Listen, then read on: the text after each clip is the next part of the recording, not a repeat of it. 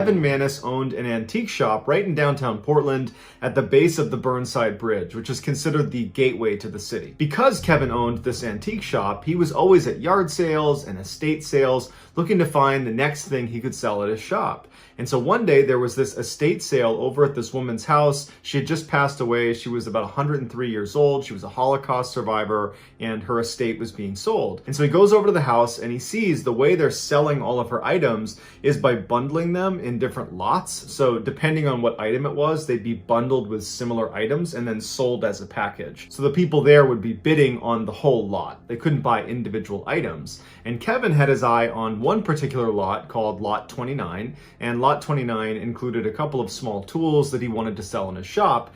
And it had this mystery box, and that's exactly as it was labeled. It just says mystery box on it. And he was intrigued by it. And so he placed a bid on lot 29, and ultimately he won the bid, and he was really happy about it. So he takes the contents of lot 29 and he wheels them over to his car. And as he's loading stuff into the back of his car, someone behind him says, "Oh, so you went with the Dybbuk box, huh?" And Kevin in his head went right back to his childhood, because growing up, he had always been scared of Dybbuks, because a Dybbuk is a malevolent spirit in Jewish folklore, and Kevin was Jewish, and so his parents used to say, "Oh, you better not do that, Kevin, or the Dybbuk's gonna get you." And so he grew up terrified of Dybbuks, and so his interest is piqued. And Kevin turns around and he says, "Did you just call this box a Dybbuk box?" And the woman's like, "Yeah, and my grandmother was terrified of it, and she said no one could ever open it." And Kevin turns to look at the box, and it's about 2 foot high by 1 foot wide, and there are these little doors that swing open on the front, and then on the bottom there's a drawer that comes out, and there's one lock that sits across the 2 doors, and it's currently locked with a little padlock. And he looks up at her and he goes, "Why can't you open it?" And the woman just says, "We never knew, but our grandmother would always go every time we said the word Dybbuk, and so it was weird enough that we just never asked any questions and we stayed away from her Dybbuk box." Kevin agreed that was pretty weird, and he finished loading his car, shut the trunk, said bye to the woman, hopped in his car, and he drove away. And he never really gave it a second thought. At this point, he's not thinking the Dybbuk box is anything malevolent. He thinks it's just some random chest that he won at an auction. Kevin drives back to his antique shop and he begins unloading all the things he won at the auction.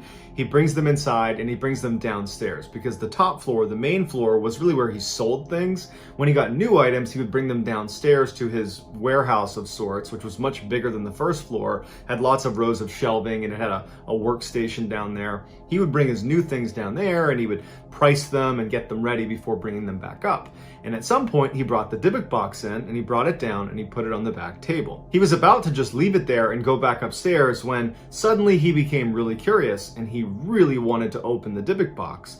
And so he goes over and he kind of yanks on the front 2 doors. He doesn't want to damage it, but he can tell this lock is relatively new and it's not just going to come off.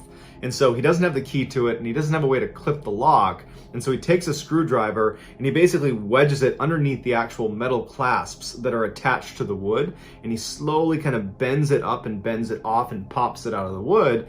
And as soon as he does that, the doors swing open and there's like a mechanical device inside of the Dybbuk box that activates the drawer. Basically, anytime the doors open, the drawer also opens at the same time. And Kevin remembered thinking how silly it was that this kind of old, crummy looking wine closet had this fairly complicated mechanism inside of it that still worked. Inside the Dybbuk box were 2 pennies from the 1920s. There was a used candle. There were 2 locks of hair. There was this small tombstone that said Shalom on it. And there was also a small wine goblet that was inside. And that was it. And Kevin immediately thought, well, this is just some older woman's keepsake. And these things maybe have sentimental value to her, but they don't to me. And so he shut the Dybbuk box, pushed it to the side of the desk, and walked upstairs and didn't give it another thought. Kevin had one employee at the antique shop. Her name was Jane. She was a younger woman. She was an incredible saleswoman, and Kevin thought very highly of her. And so the day after he had brought the Dybbuk box into the antique shop and put it downstairs on the desk, he needed to run out and do some errands, and so he put Jane in charge of the store. And so Kevin leaves, and Jane locks the front door to the shop behind Kevin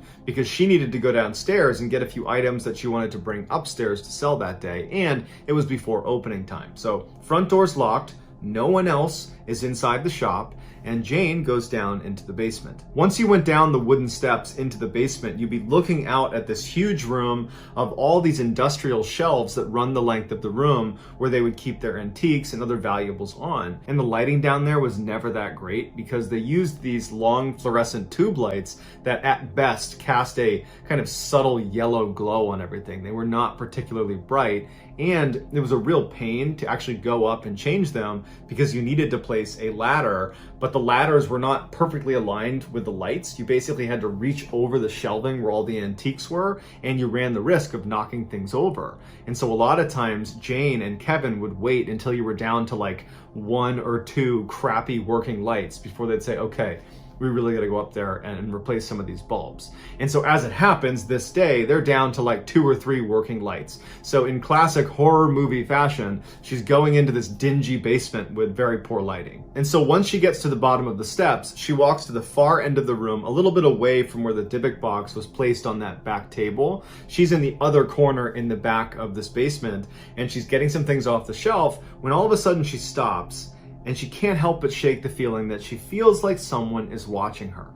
Now, she is down in this basement all the time, whether it's well lit or dark, whether Kevin is there with her or she's alone. This is a place she goes all the time, and she's never had this feeling before. There's no way to get into the basement unless you come down the stairs, and she locked the front door, and she was the only one who came downstairs. She hasn't heard anything. There's no other way to leave this space. So she doesn't know where she's getting this feeling from, but she really can't shake it. And as she's kind of looking around and she's starting to get a little bit paranoid, the phone rings. They had a landline that was on a table right at the base of the stairs. The phone rings down there and it startles her. And then it kind of jumps her back into reality, and she's like, okay, I'm getting paranoid. And she walks over and she picks up the phone, and it's actually her friend who was planning on coming by the antique shop that day. So as they're chatting, Jane hears what sounds like a broom. Imagine if a push broom is lined up against the wall and then it falls over, the sound that the wooden stick would make as it hits concrete. That's the sound she hears as she's on the phone. And it startles her again, and she goes, hey, let me call you back. She hangs up on her friend and she's looking out, and because the lighting is terrible from where she is, she's now at the foot of the stairs looking down all these rows, and she's heard that stick land on the ground on the far side back where she had been originally. She's kind of looking around and she can't see anything. And so she takes a deep breath and she begins walking down the rows to see what fell over. And as she's walking down the row, something smashes behind her, and she turns around, and one of the fluorescent tube lights has fallen from the ceiling and smashed onto the ground. And so all of a sudden she doesn't want to explore this falling broom that's behind her in the dark corner of the basement. Instead, she's ready to leave. And so she starts walking back towards the stairs to get out of here. And as she's walking down one of these rows, a wooden chair that is on one of the shelves comes flying off of it and lands squarely in the middle, blocking her path. And there's no way this could have happened unless someone pushed this chair. And suddenly she thinks, someone's down here with me. And she screams and she hurdles the chair and she runs to the steps. She starts running up, and to her horror, there is a metal door that locks the basement at night. So if someone were to break in, it's another layer to protect the store from thieves. And it was shut and locked. It can only be locked from the outside and with a key. So there's no way she would have done this by accident. And now she's freaking out because she's trapped in the basement with some person running around, pushing chairs over and breaking lights. And so she grabs the gate and she starts shaking it, and she's yelling for Kevin, thinking maybe he came in and forgot I was down here and shut and locked the gate. And she's checking over her shoulder, looking down into the basement, and she starts hearing more lights falling off the ceiling and shattering on the ground. She is in absolute panic mode. She's just waiting for someone to come bounding up the stairs towards her. She has no idea what to do. She pulls out her phone and she calls Kevin. Meanwhile, Kevin is making his way back to the antique shop. He's only a couple minutes away, and he sees his phone ringing that was sitting on the passenger seat, and he picks it up, and it's Jane, and he answers, and immediately Jane is hysterical and she's screaming that someone's in the antique shop that's breaking things. And Kevin's like, slow down, what's going on? And all he can hear in the background is the sound of what sounds like glass shattering and things falling and breaking. And he's like, wait, what's going on? Are you okay, Jane? Like, where are you? And he hears her say, someone's in the basement. And he goes, well, where are you? And she's like, I'm in the basement. And he was like, get out of the basement, call the police. But as he's trying to get her to do that, the phone cuts out. Kevin was only about a block away from his shop, so he floors it to his shop. He parks outside and he's thinking to himself, what am I walking into? Is there going to be like an active burglary going on? Is she going to be held hostage? Like, are the police going to be there? But he just knows he needs to get in there to Jane, and he gets to the front door and it's locked. So he unlocks the front door and he goes inside and it's silent. When he's looking around, there's no damage to the first floor. There's no damage anywhere. And he yells for Jane. There's no answer from Jane. And he starts walking kind of tentatively through the store towards the back. And he gets to that door leading down into the basement, the same one that Jane couldn't open when she ran up the stairs to get out of the basement. And he looks at it, and Jane's not at the top of the stairs anymore. And he's thinking, I didn't lock that door, and I'm the only one with the key to lock that door. How is it locked right now? Does Jane have a key that I don't know about? And why would she lock it? Does that mean Jane's up here somewhere? Is that what happened? And he's like, Jane, come out. Did you lock this door? But Jane's not on the first floor, and their first floor is very small. And so he thinks, okay, she has to be downstairs. And so he opens up the gate, he swings it open, and he starts walking down the steps. And he's really cautious as he's going down because, again, he has no idea what he's walking into. He hits the lights, but the lights don't work down there. And as he starts to bend around the corner where he can actually see into the basement, he sees Jane sitting at the chair right next to that table where that phone is. And she's just sitting there kind of stunned. And he goes to Jane and he's like, what happened down here? And he glances out quickly at all the rows and he sees all this furniture that's come off the shelves, and there's glass all over the ground. And he's looking at Jane, and Jane's just showing no reaction. She's sitting there like she's in shock. And he turns to Jane again and he says, come on, you got to tell me what happened down here. And Jane just goes, I don't know. I don't know how to explain what happened down here. I was walking down the row, and then I felt like someone was watching me, and then things are falling off the ceiling and the shelves. I've never seen anything like this before. Now, at this point, Kevin's adrenaline is through the roof. He came charging in here thinking he was going to have to save Jane from some person breaking in and breaking stuff. But as far as he can tell, there's no one here but Jane. And so he decides he's going to take a flashlight and he's going to explore the basement because either there's someone here or Jane did this. So he grabs his flashlight and he starts walking around, and all he sees is a bunch of broken glass and some furniture that's come off the shelves and a couple other things that are on the ground. But other than that, there's no one down here, and there's no other way to come in or out of here besides the stairs. So after Kevin is certain that no one else is here, he turns to Jane, and he regrets this now. He says in an interview that he feels horrible about this now, but at the time, he's thinking to himself, you know, this had to have been Jane. Who else would have done this? I don't know why she did this, but there's no one else here. And he goes, Jane, did you do this? And this is when Jane's emotions came through, because before she was in shock, now she's mad. And she goes, F you, Kevin. And she leaves. And she doesn't say another word to him, and she doesn't come back. She quits on the spot. But at the time, Kevin believed she had done it. So he was kind of like, oh well. He was not even a little bit thinking the Dybbuk Box had anything to do with this. Just a couple of days after the basement incident, Kevin's mother was supposed to come by the antique shop, and the two of them were going to leave and get lunch together to celebrate her birthday. As soon as she walked into the shop, Kevin goes, hey mom, I got a gift for you. And he brings over this wrapped box and he sets it down on a table right in front of his mother, who's sitting on a chair. And he unwraps it, and it's the Dybbuk Box. Before Kevin can explain what it is, the phone rings at the other end of the store, and he was expecting a call, and he goes, hold on mom, I gotta get this. And he goes to the back of the store to answer the call while his mom is just sitting there looking at the box. And so while Kevin is at the other end of the store, his mother opens the Dybbuk Box, and she says she had to sit down as soon as she opened it because she had this unbelievable, overwhelming sense of dread as soon as the doors were open. And she's staring at it like she can't take her eyes away, and then all of a sudden she has a massive stroke.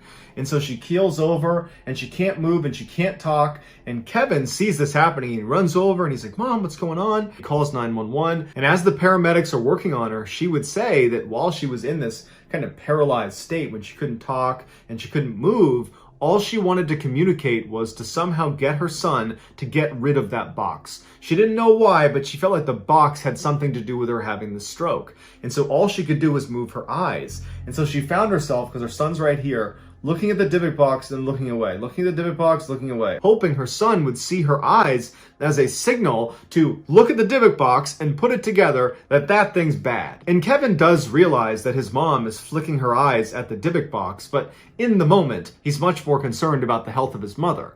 And it wasn't until she got put in a hospital and she was being taken care of and he knew she'd be okay then he remembers, he kind of went over it in his head later that day, that his mom was really scared looking, and she was looking at the Dybbuk box, like that was the thing that was causing her to be scared. Not the stroke, the Dybbuk box. And Kevin starts thinking to himself, I don't know, there's something off about the Dybbuk box. Either it's really bad luck, or there's some truth to you don't open up this Dybbuk box. Either way, I don't want to take any more chances, because so long as I've owned this thing, I've had a horrible thing happen in the basement, and now my mom's had a stroke. So I want to get rid of it. So Kevin puts the Dybbuk box at the front of his antique store, and he puts it up for sale. And very quickly, a young couple came into the store, and they bought the Dybbuk box. And Kevin's relieved. He's like, thank goodness that bad luck charm, that whatever's going on with that thing is gone and out of my life. But just a couple of days later, he was in the back of the shop when he heard the door open, and then the door shut. And he walked out expecting to see some customers, but instead he sees the Dybbuk box that's sitting right inside his store. Someone must have just dropped it off. And so he walks up to it and he sees there's a piece of paper that's been taped to the top of the Dybbuk box, and there's writing on it. And all it says is, "This has an odd darkness about it." This really freaked Kevin out, because in a way, it was like other people were confirming that something was wrong with this box. Kevin did not want the Dybbuk box to be in his store, so he put it in his car and he drove back to his house and he put it in his storage locker and he locked it up and then went back to work for the day. That night when he went home, he went to bed and he had this dream. Where in the dream, he's walking in this courtyard and he's holding the hand of this woman who he believes is his friend, and he trusts this person, and the area he's in feels very friendly, and it's a very positive dream. And as he's walking, all of a sudden, this person starts to pull away from him, and he can't move anymore, and he's losing the grip on this person's hand. And they keep moving and moving until their hand is out of his, and they disappear into the corner of the courtyard where it's totally dark. And so he's looking into the darkness, waiting for his friend to come out again, and he can't move. He's anchored to the spot, and as he's looking, he sees what looks like an old woman walking out of the mist, and her head is down, and he can't tell what she's doing, and she's pretty far away, and she's walking closer and closer to him. And when she's about 5-6 feet away, she raises her head up, and her whole face is falling off. All the skin is falling off of her face. It's rotting. She's like a corpse, and she raises her hands up in front of her. Then she grabs his face and begins pulling off pieces of his face until he suddenly wakes up. Kevin had to compose himself in bed because he was so scared from the dream he just had. He sits up and he goes into the bathroom to get a sip of water, and as he walks past the mirror, he notices there are marks on his shoulders and his arms that he did not have before. It looks like bruising almost. And he's looking at them and he's thinking, no way. That has nothing to do with the dream. This is just coincidence that, she was grabbing me in this area in the dream and now I have marks there. It's just coincidence. And so he kind of writes it off and he goes back to bed. And he has the same dream. He gets up again and he's breathing heavily. He's sweating because he just had the same dream. It was this terrifying dream. And he goes back into the bathroom, and now his entire back is covered in bruises. He has bruises all over his back, all over his arms. He's got red marks on his neck. And now in his mind, he feels like it has to do with the Dybbuk box. The Dybbuk box is now in my backyard. It's not a coincidence that all of a sudden I'm having these horrific dreams that are apparently manifesting themselves in bruises and marks on my actual body. And so Kevin is done with the Dybbuk box, and instead of going back to bed, he goes to his computer and he puts the Dybbuk box on eBay up for sale. And that night, 2 college kids named Sam and Brian, who lived in Missouri, they buy the Dybbuk box, and Kevin could not be happier to package that thing up and ship it off. Sam and Brian had seen the ad on eBay for the Dybbuk box, and at first it did not seem remarkable, but they saw that Kevin had given this really detailed description of all the strange things that had happened for him since he owned the Dybbuk box. And I think clearly Kevin's angle was he was almost trying to advertise it to groups of people that might be interested in that. And Sam and Brian were exactly that demographic because they were looking for things online that were considered haunted. They wanted to see if ghosts and the paranormal were real. And so they were eager to buy the Dybbuk box and test it out. And so 3 weeks later, when this package finally arrives in Missouri at their house, Brian was still out at class, but Sam was home, so he receives the package. He eagerly brings it into the kitchen, he unpackages it, and he sets it on the kitchen table. And just a few minutes later, Brian comes home, and Brian would say in interviews that when he walked in, it smelled like someone had peed all over the apartment, like there was urine everywhere. And he's walking around thinking, what happened? This smells so bad in here. And he walks into the kitchen where it was the strongest smell, and there's Sam proudly standing next to this awful looking chest, which was of course the Dybbuk box. And he realizes, Brian does, that the Dybbuk box is what smells like urine. And he goes, Sam, do you smell that? And Sam's like, yeah, that's the smell of ghosts. Sam would pick it up and go, ooh, to Brian as soon as he walked into the kitchen. And Sam joked about how he couldn't wait to sleep in the same bed as the Dybbuk box. They were just making a big joke out of it. Sam had also set up a blog where he was going to document everything that happened from day one of receiving this Dybbuk box to whenever they got rid of it or till whenever something happened. And for the first 2 weeks they had the Dybbuk box in their possession, nothing did happen. But when Sam started bringing the Dybbuk box out and leaving it right in the middle of these huge parties they would throw, where people were spilling beer on it and they were opening it up and putting things inside of it and making jokes with it, when they were doing that to the Dybbuk box, suddenly they started seeing a pretty significant uptick in strangeness inside of their house. It started with their technology. Sam's laptop crashed and the hard drive was unrecoverable, so he had to replace his laptop. All of their watches just didn't work while they were in the house. No matter what they did, no matter when they fixed it, the watch just simply did not work. Their Xbox would not turn on, but when they brought it to another person's house, it worked just fine. It just couldn't work inside of their house. And the toaster, anytime you turned it on, it basically immediately incinerated whatever you put inside of it. But none of these technological difficulties were frightening to Sam or Brian. They were just frustrating. And I don't even think they were connecting them with the Dybbuk box. It was just this thing that was happening to them. It wasn't until the light bulbs in their house started bursting in the middle of the night that they started to get pretty creeped out about some of the things that were happening in their apartment. That now all of a sudden it did seem like, maybe if the Dybbuk box really is cursed, this might be how it would manifest. And so they'd replace the light bulb and then sure enough it would burst again. And they couldn't keep light bulbs in because they kept popping. And so their house was dark a lot of the time. But the worst part was when they had this massive insect infestation inside of their apartment. And they were really localized around the Dybbuk box. All these insects would come out of the walls, out of the toilets, out of the sink. They'd come from behind the fridge, and they would all kind of like converge on the Dybbuk box and go inside of it. The Dybbuk box at one point was swarming with insects all over it, and they had to shut the door. They couldn't even go in the room with the Dybbuk box because it was just covered in insects. But despite how scary this was for the boys, they had become kind of like a cool talking point on campus because of Sam's blog that a lot of other students were following. And so the boys kind of liked the clout they got with that, and they decided they didn't want to get rid of the box after all. But it wasn't long after the insect infestation that Sam began losing all of his hair, and at the same time, he started having this constant hallucination that there was an old woman in his peripheral vision on either side of his head pretty much at all times.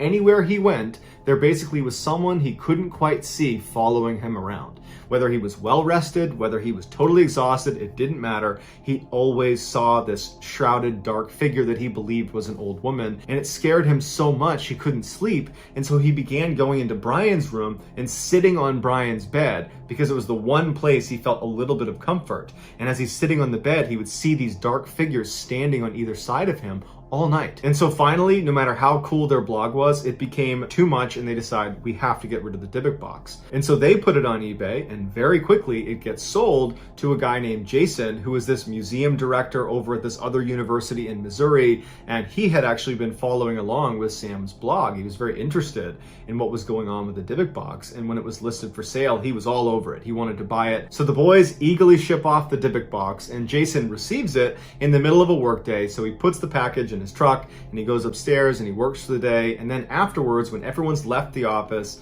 he goes downstairs, gets the package, brings it back up to his office, puts it on his desk, and he cuts open the packaging. Jason decided he wanted to evaluate the Dybbuk box the way he would evaluate any other antique or item that was coming into the museum that he was the director of. And so Jason starts by taking a whole bunch of pictures all around the outside of the Dybbuk box, and then he gets his blacklight out and he begins scanning around the outside, and he finds all these traces of wax all over the outside, which leads him to believe this was probably used in some sort of ritual. And then he takes a deep breath and he sits down right in front of the Dybbuk box and he pops off the lock and he gets ready and he opens the doors and the drawer slides out with that whole mechanical device. It all kind of comes open, and Jason's totally let down because nothing happens. And part of him thought, like, if this thing is haunted, as soon as you open it up, the haunting's going to begin. And nothing happened. And he's pretty let down about it. And so ultimately, after staring at it and looking at the pennies that are in there and the Shalom statue and the locks of hair, he's just kind of let down by it, and he decides, okay, I kind of got my hopes up for something. This was clearly a hoax. There's nothing going on here. It's just a random old chest. And so he closes it up and he puts it on another desk that wasn't the one that he worked at, but was just kind of another table inside of this office that he shared with some other people. And he figured it would be a good talking point to tell his colleagues about, and it would be kind of like a showpiece. So the next day, his colleagues come in and he explains what a Dybbuk box is and the history around it, that it's supposed to be haunted, and it makes people sick and gives people strokes, and there's been insects that have been known to come out of it and go into it. It's this very creepy thing. And his colleagues are like, wow, that's pretty cool. But they don't think much of it until all of the electronics inside of their office start to fail. Namely, their computers start crashing and their IT department comes up and they're like, we don't know why this is happening, but sorry, we can't recover it. And the light bulbs kept going out to the point where they went out and got this huge pack of extra light bulbs to replace the light bulbs as they went out. Something they never had to do before, but all of a sudden the Dybbuk box is in the room and the light bulbs are going out left and right. And then finally, Jason's coworkers that share that space with the Dybbuk box, they all got sick and they blamed the Dybbuk box. They said, you know what? We were fine until that thing came in here. Now all of a sudden our computers don't work, the lights don't work, and we're getting sick. Get rid of it, Jason. So that day after work, Jason goes and takes the Dybbuk box, puts it in the back of his truck, and his truck had a cover on the back. So he secures it in the back, he drives home, and he doesn't want to bring it inside because it just seemed weird to bring a cursed object inside that his coworkers just made him get out of their space because it was making them sick and it was ruining their things. So he thinks, okay, I'll leave it in my truck overnight and I'll figure out what I'm going to do with it tomorrow. He goes inside, he says hi to his family, and before long it's time for bed and Jason goes to sleep. In order to understand what happened to Jason, you need to understand the layout of his house. When you open the front door, you walk inside and there's a wall on your right-hand side. That's the side of the house. And you walk forward about 5 or 6 feet, and on your left is a staircase that goes up to the second floor. If you walk up that staircase, straight ahead of you is going to be a bathroom. If you go left and walk down the hall another 5 or 6 feet, you come to the master suite where Jason and his wife would sleep. If you walk through that door, there is a wall on your left where there's a big bay window that looks out onto the street. And there's a big street light that sits right outside that projects very orangey yellow light into their room at night. Even though they have a shade up, it's this orange glow that comes through this window right here on this side. And then on the other side of the room is the bed. And the bed is situated where the feet are pointed towards this window over here, and the head of the bed is against this wall. And it's centered on this wall here. And Jason, if you were looking overhead at the top of this bed, Jason's on the left side, so he's the farthest into his room, and his wife is the closest into the room. So that night, Jason goes to bed and he falls asleep. But just a couple hours later, he wakes up suddenly and he can't move his body. He can only move his eyes. He's laying on his back, and the light from the street light is very strong. It's this orangey glow in their whole room. And he's laying there trying to move his hands and his legs, but he can't do it. And as he's doing that, he starts hearing footsteps out on the stairs. And they're distinctive sounds. Slow, plodding steps all the way up to the second floor. And Jason's laying here with his eyes looking towards the door because his door's open and he can barely see into the second floor landing. And he's waiting to see who came up the stairs. And his heart's racing and he's looking, and out of the corner of his eye, he sees what looks like a dark figure begin to walk into the room. And his heart starts racing even faster when he can tell it's definitely not someone he knows. It's this woman, this older woman with a shawl over her head, and her head is tucked down so he can't see her. And this is all out of the corner of his eye. And because of the orange hue coming in from the window, he can definitely tell that there is a real solid figure right there. This is not in his imagination, it's right there. And this woman begins shuffling her way across the foot of the bed, and right at the foot of the bed, as Jason's looking at her, she turns and looks directly at him. And then she runs around the corner and she looks down at him and she takes her fingers and she drives them into his eyes. And Jason thinks it's real and he's screaming in pain, and he wakes up and his wife is grabbing him and she's like, Jason, what's wrong? And he's like, what's going on? And she says, honey, it's just a bad dream. You're fine. And he's shaken up. His heart's still racing from this dream he's just had. And he's trying to think, like, that felt really real. And he's like feeling his eyes. And he can't believe that that was a dream. That was the most vivid dream he's ever had in his life. And so eventually he goes back to sleep. And then the next morning when he gets up, he goes in the bathroom and he looks at his eyes, and they're all red around the outside, and the whites of his eyes are covered in blood. His eyes look horrible, like he's having this terrible allergic reaction to something, or it looks like someone might have punched him in the eyes or maybe gouged his eyes. That's how it looks. And his wife comes in and she's like, what happened to you? And he's like, oh my God, I have no idea. It was around this time that Jason began to think the Dybbuk box might just be cursed, because the two previous owners have said in their disclosures on eBay that horrible, vivid dreams, just like the one he had, to include physical manifestations, are part of having this Dybbuk box. Jason considered just dumping this thing in a dumpster somewhere, but then he was concerned that he might be passing on this Dybbuk box to someone who wasn't ready for it. And so he decided he would give it another day and he would do some research about how to properly dispose of a Dybbuk box. And so that night when Jason came back from work, he left the Dybbuk box in his truck covered up in his driveway. And so Jason goes inside, he has dinner with his family, and then he's sitting down in the TV room and he's watching TV with his son. And as they're watching TV quietly, Jason hears his son say, hey Dad, who is that? And he looks over at his son and his son is pointing behind him. And Jason turns around and standing right behind him is the same woman who had come in his room with a shawl on that gouged his eyes out in his dream, and then she suddenly disappears. And Jason's looking at his son like, you just saw that too? And he's like, yeah, who was that? And so Jason grabs his son, he yells for his wife and says, we have to leave the house right now. His wife comes downstairs and she's like, what's going on? And he was like, I will explain in the car, and we have to take your car. And so his wife sees how serious Jason is and she says, okay. And they get into her car and they drive down the road. And that's when Jason explains what's going on with the Dybbuk box and how he and his son just saw the same woman that he had seen in his dream the night before that gouged his eyes, and his eyes were red, and his wife's starting to get really scared, and his son's really scared of what's going on. And so the solution they came up with was they were going to drive back to their house, drop Jason off, who was going to get in his truck where the Dybbuk box is still in the back, it's still locked in the back of the truck, and he's going to drive it a few miles outside of town to a rental property they owned that no one was staying in, and he was going to put it in the basement, and it was going to stay there